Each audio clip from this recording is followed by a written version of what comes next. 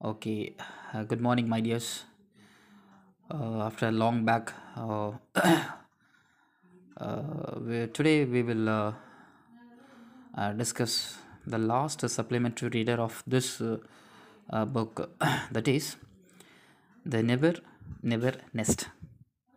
The topic is the Never Nest, written by Cedric Mount. Written by Cedric Mount. Okay, let us move on to the author's introduction. So, Cedric Mount is a considerable distinguished playwright of his age. He wrote some thoughtful plays which include 20th century Lullaby, to cut a long story short, and Nature Aboves a Wacom. His one act plays are easy to perform, satirical, witty, and insightful. These one act plays expose the shams of contemporary society besides delicately admonishing the guilty. So, Cedric Mount, a famous author in his age, if you see about this author, he is famous for one act plays. So, before going to that, we should know what is called one act plays.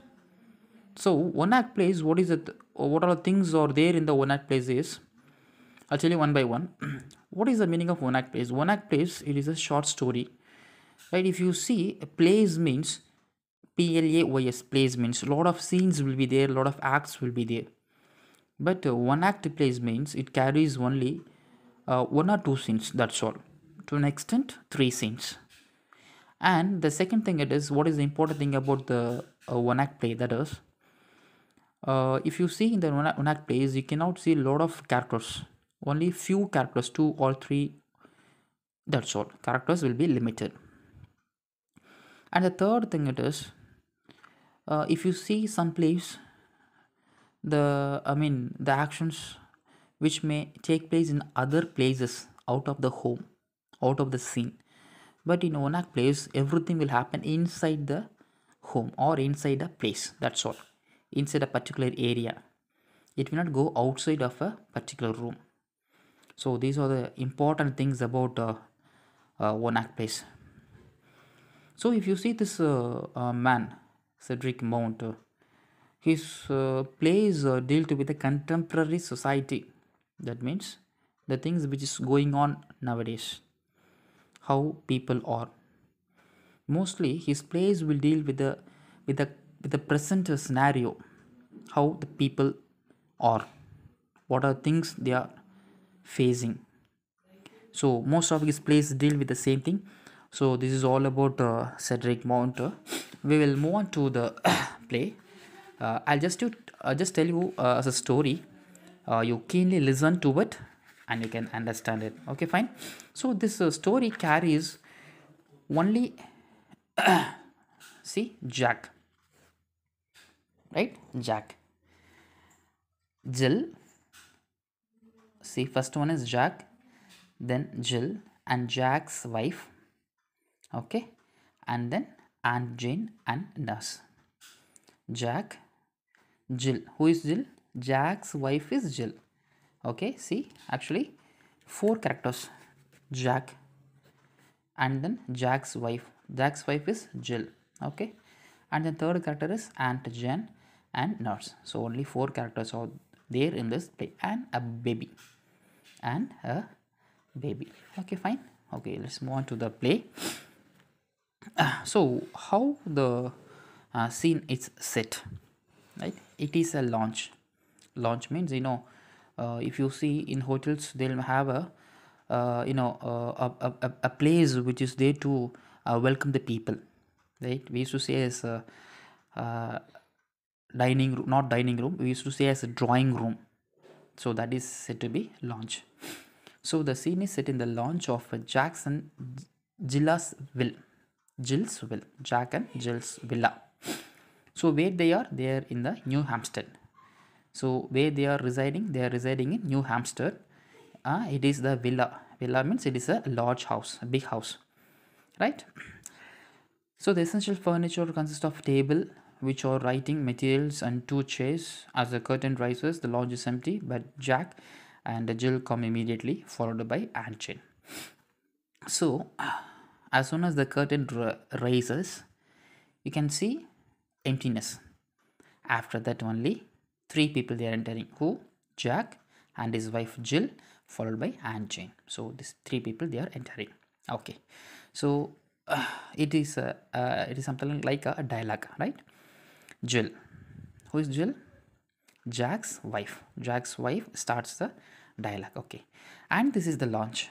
Aunt Jane, charming, charming, such a cozy little room and such a pretty furniture. So, you know how the set is framed. It is the villa of Jack and Jill's. So, Aunt Jane visits their home. Aunt Jane came to their house. So, she was welcomed by Jill and Jack. So, as soon as Aunt Jane she entered, she was attracted by the room. She was attracted by the drawing room. We used to say as hall, no, that is said to be drawing room, right? Such a cozy little, cozy means it is something like a comfortable recliner, like a sofa, right? Such a cozy little room and such a pretty furniture. So she was attracted by the furniture they bought or they have in their home. Okay, Jack. Well, like it, handy place to sit it and listen to the radiogram. So Jack is replying, okay, auntie, this is a nice chair or nice sofa where we can sit comfortably and we can listen music. We can listen to the radio. So radiogram, it is something not like nowadays, right? We have a handy one, but this play was written 1950s. So if you see 1950s, the radiograms were so big, like we have a desktop table, no, a big one. So in such a size it was there. So radiogram, it was a name given to them, right? So Jack he is saying, okay auntie, it is a nice costly a sofa like a chair where we can sit comfortably and we can listen some musics, he says. Aunt Jan, oh, have you got a radiogram as well as a car and piano? So Aunt Jan, she was surprised to see the things they have, right? Take for example, in our home we might have fridge, washing machine, right, TV, then car, then lot of things we may have. But in 1950s, to possess all those things, it is very rich, it is very costly to possess all those things. So Aunt Jan, she was surprised how they bought these much of things, right? So that's what she says. Oh, have you got a radiogram, you got a music thing and a car, a piano, right? Why, of course, Anjan, you simply must have a radio to set nowadays. So Jack he says, yes, of course. Nowadays, radio it is very, very must. Nowadays, no people without a mobile phone or without a tab or without computer, it is very difficult to live, right? In the same way, and in those period, right, in 1950s, without a radio means it will be very poor. Okay, and it is so nice for me when Jack's away at business. I even make him move into it, the kitchen, so that I can listen to it while I cook. So Jill, she replies, okay, auntie, whenever Jack he moves for his business, and if I feel that I'm alone, I used to move this radiogram to the kitchen and I'll do something there in the kitchen and I will listen to the music. So it will be a companion for me, right? Jill says it is this radiogram is a companion for me. Okay. Sit down, Aunt Jan, you must be tired and we have shown you everything. So still now these three people they didn't sit. These three people they were standing. So Jack asked Aunt Jan to sit, right? He's saying, okay auntie, you'll be very tired, right? We have shown you a lot of things that it is there in our home, so you'll be very tired, you can sit down. What do you think of our little nest, Aunt Jan? So here a typical question the wife Jill she's asked toward the Aunt Jan. What she has, what do you think of our little nest? So Jill she asking, okay auntie, you came to our home, so what do you think about our little nest? Right, it is like a metaphor, right? How, what do you feel or what do you think about home? Just tell us. Okay, Aunt Jan, she's replying for that. What she replies, I think it's wonderful, my dears. The furniture, the car, the piano, and the refrigerator and the radio. What is it is wonderful, really wonderful. So Aunt Jan, she replies, okay, it is a wonderful. It is wonderful, my dears. You got a furniture, good furniture, car, you got a piano, you got a refrigerator, you got a radio music system, and these things you bought. No, so it is very wonderful. It's surprising for me. She replies for Jill's question. Okay then, Jack, and we oh it all okay. And then Aunt Jan, yes Jack, that's what worrying me, worrying you. Aunt Jan, okay. This Aunt Jan, she's asking, okay, it's something that nagging me, something that makes me worry. Jack asking, what is, why you are worrying Aunt Jan? He is asking. Aunt Jan, yes, the check I gave you for your wedding present, it was only 200 pounds, wasn't it? I didn't put it 2000 by mistake. So Aunt Jan, she's asking, right, for your wedding gift, I gave you a check as a gift, as a complimentary gift. I gave you a check as a gift. That is just 200 pounds only, no? By mistake, I just added as a zero, like 2000 by mistake I gave you, because I gave you only very less amount as a complimentary gift, but you got this much of things. How it is possible? So that only it is worrying me, right? That only makes me to worry. I'm just surprised. I'm just wondered how you bought this much of things, right? And moreover, those things are the things which you bought are very costly. So how you bought these things? So that only made me to worry. How you bought? Aunt John is asking. Why no, Aunt Jan? What on earth made you think? So Jill is asking, Aunt Jan, why you're thinking in such a way? What made you to think in such a way? Aunt Jan, well, that's all right, but I still don't altogether understand. This house, it's very lovely, but doesn't it cost a great deal for rent? So next thing, Aunt Jan, she's asking, okay, fine, dears, you got a very good home, you got a very good house, but the house which cost you a very good rent, isn't it? She's asking, because it is such a lovely house. So she thought that they have to pay a big sum, a big amount to pay as a rent. She's asking, you have to pay a big amount for that as a rent to this house, isn't it? She's asking. Rent? Oh no, we don't pay rent. So Jack is saying, no, no, no, no, we won't pay any rent. But Jack, if you don't pay rent, you will be get turned out into the streets, and that would never do. You have Jill and the baby. Think of now, you know. So Aunt Jan says, okay, if you didn't pay the rent, definitely what they'll throw you into the street. So you have a baby and you have a wife, Jill. No, so what you are going to do? What you're doing for the rent? Why you are saying that you don't pay the rent? She is asking. Fine. No, no, Aunt Jen, you misunderstood me. We don't pay rent because the house is ours. So, what Jack replies? Aunt Jan, we won't pay the rent. Moreover, the house is ours. Aunt Jan, yours, see? They have used the cap letters. That means she was so surprised. Is it yours? Such a lovely villa, such a lovely house belongs to you?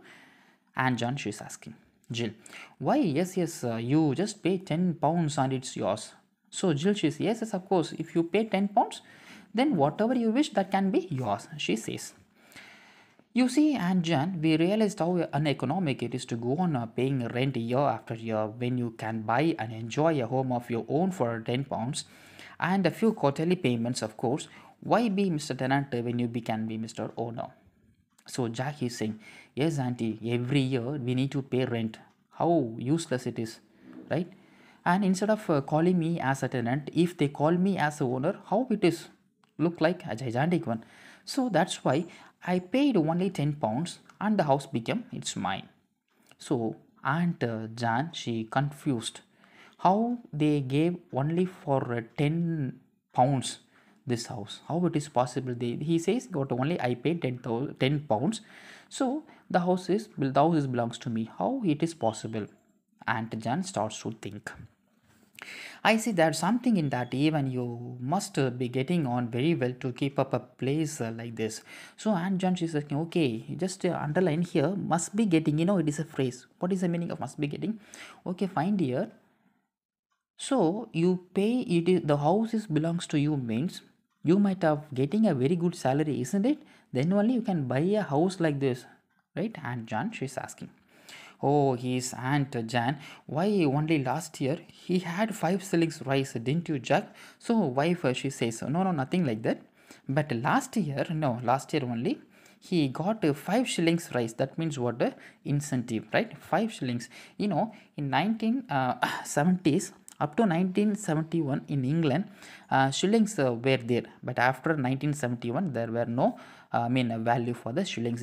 How we have in previous years, 20 years back, we have a worth for paise, 10 paise, 15 paise, 25 paise like that, but we don't have any worth now. Same way, in up to 1971, shillings were has a worth, but not after that.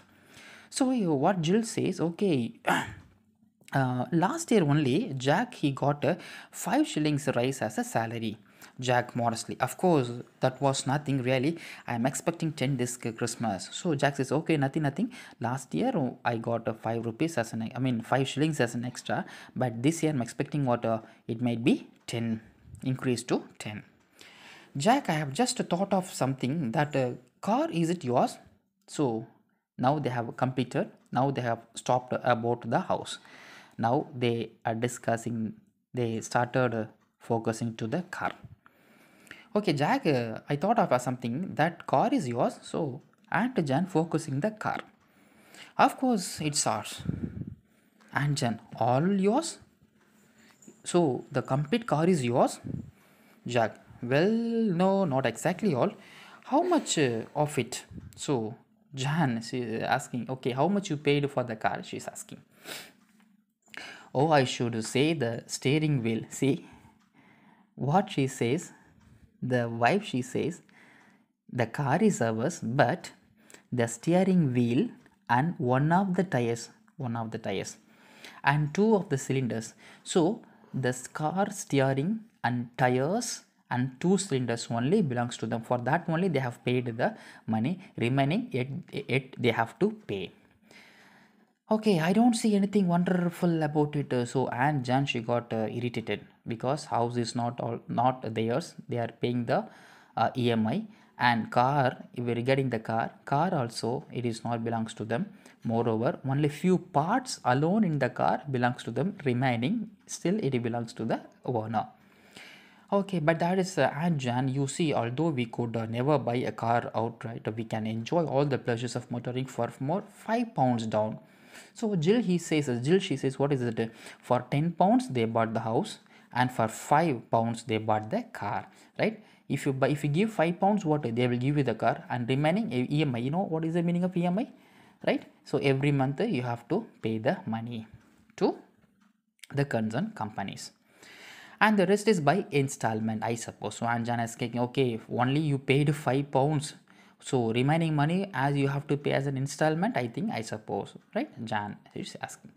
Exactly. And what about the radios? So next she is talking about the radio. First she spoke about the house, and second one is car, and third one is the radio. Well, that the piano. See, Jack replies, yes, that also as a EMI installment only I bought. And next she is focusing the piano. Well, of course. So Jill, she says, yes, piano is also we bought it under the installment. And the furniture, Jack, yes, of course, even the furniture also I bought under the installment. So under the installment they bought the home, and then car, then radio, then piano, and then furniture. So all those things they bought in the installment. Okay, fine. So in the car, what are the things that they belongs to them? Only the steering and the one of the tires and two cylinders. Only these things belongs to them, and remaining part that belongs to the owners, right? Fine. Well, as a matter of fact, that is the one she points out. So next, here one point is missing. In the original text it is given, but in our thing it is given. She will pointing out one chair, right? She points out one chair. Okay, Jill, is that chair at least belongs to you, or even that also you bought it in the installment? She's asking. Well, as a matter of fact, it's not that one. She points to the another. So it has four legs. No, chair has four legs. So she's pointing out to the one leg, and she's asking, okay, at least this one belongs to you, or what? Jill says, no, not this one. Only this belongs to us, and remaining thing belongs to the company people, and the rest belongs to Miss Sage. Sage is the owner, right? So, right, it belongs to the Sage. Okay, fine. Well, I'm not going to sit or sage part for any. Now tell me how much do all those instruments come to? So, and Jan, she's not willing and she's not interested to sit the things which is not belong to Jack and Del. So she didn't sit on the chair and she stood up. Well, actually, he takes out his packet and the so and John is asking, okay, every month how much you are paying as an installment, asking towards Jack. So immediately Jack put his hand inside the packet and he took a book and then he calculated and he says £7 8 and 8 pence. £7 8 pence every week I need to pay as an installment for the things which we bought, he says. Good heavens, and how much do you earn? So Aunt Janice, okay, this much you are paying as in a week. Then how much you are earning? She's asking. As a matter of fact, that is £6. £6.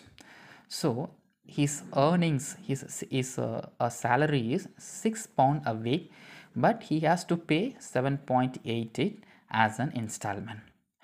But that's absurd. That's stupidity. How can you pay £7 eight pence out of £6? So she got confused. Hey, you are getting only £6 as a salary in a week, but how you are going to pay? How will you pay 7.88? How it is possible? She's asking. Oh, that's easy.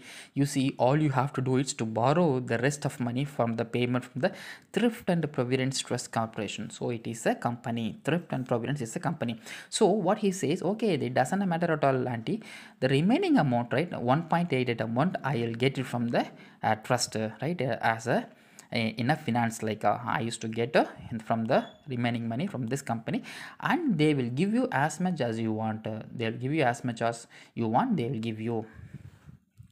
They're only too glad to loan you any amount you like on note of hand alone, right? So how much you want, that much they will give you, so no problem. So remaining 1.88, I'll just get it from that finance company.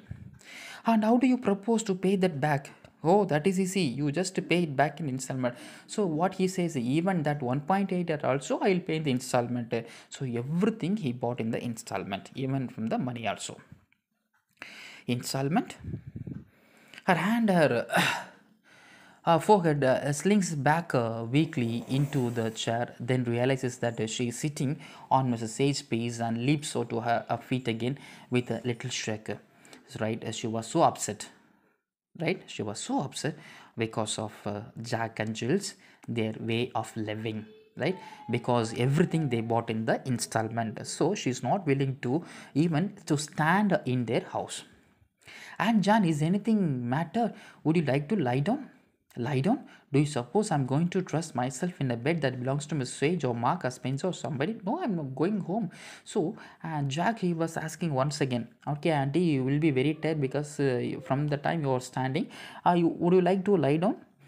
So Anchan, she says, okay, okay, I'm not going to lie down because the bed also might be belongs to someone else like a Sage or Marks or Smith. These are the sponsors, right? So that bed also might be belongs to these people. So I'm not willing to lie or to sit on your furniture. Rather, I'm going home, she says. Oh, you must really go? I think I would better. I'll drive you to the station. So Jack says, okay, okay, Auntie, don't worry. I'll drop you in the station. What? Travel in a car that has only one tire and two thumb rims? No, thank. I'll take the bus. So and Jan says, okay, okay. The car is also not yours. Only few parts is belongs to you, right? I'm not willing to travel in that car. Rather, I'll go by bus. Well, of course, if you feel like that about it. No, I'm sorry, I sounded rude, but really I'm shocked to find the way you are living. I have never owed a penny in my life, cash down. That's my motto, and I want you to do the same.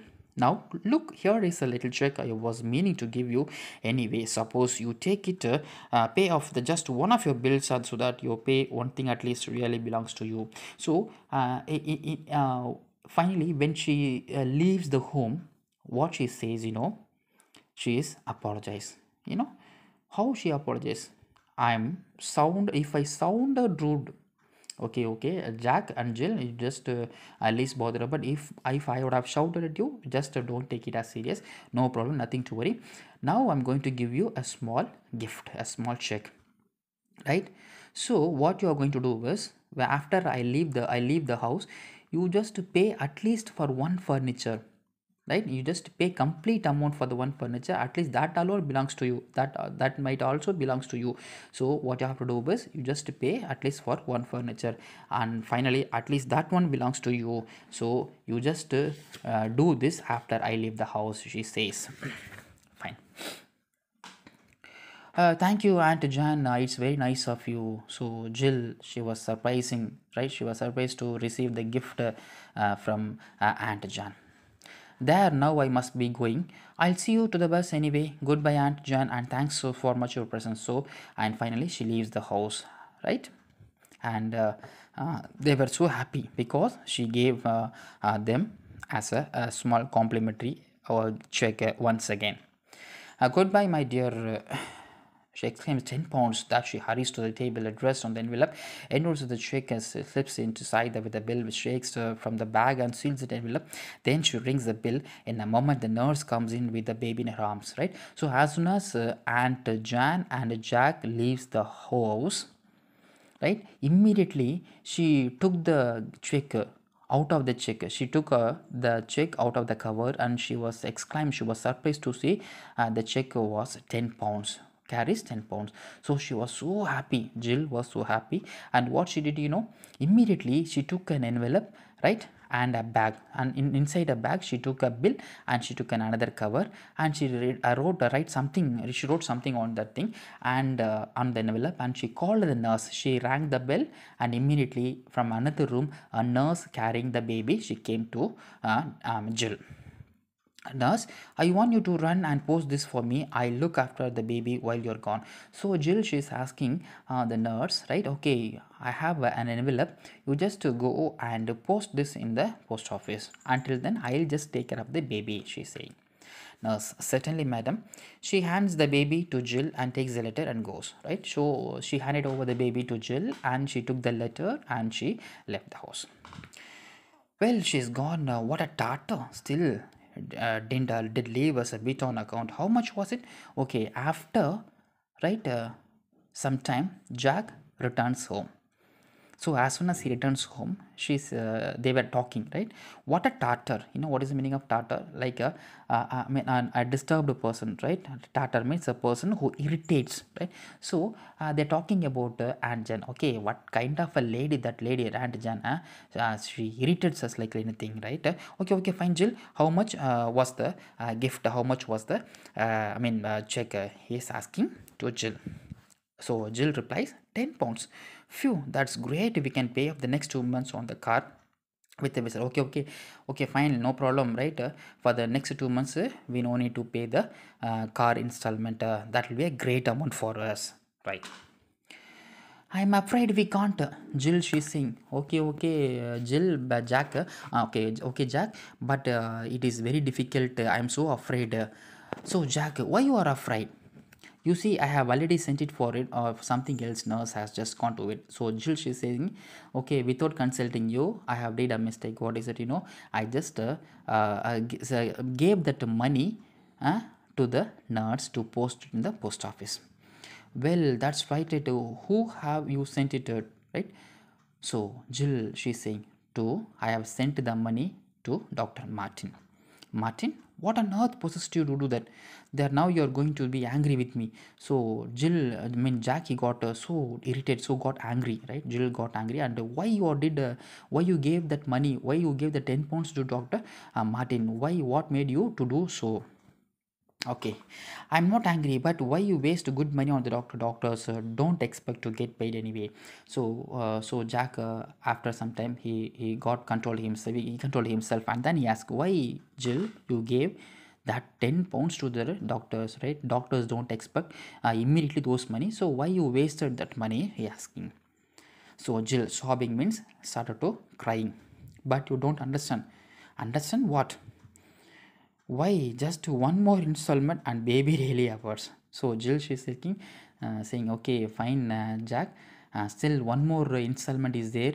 So after paying that installment, then only our baby belongs to us. Until then, our baby belongs to the doctor. He said, even the delivery also what they have did in the installment.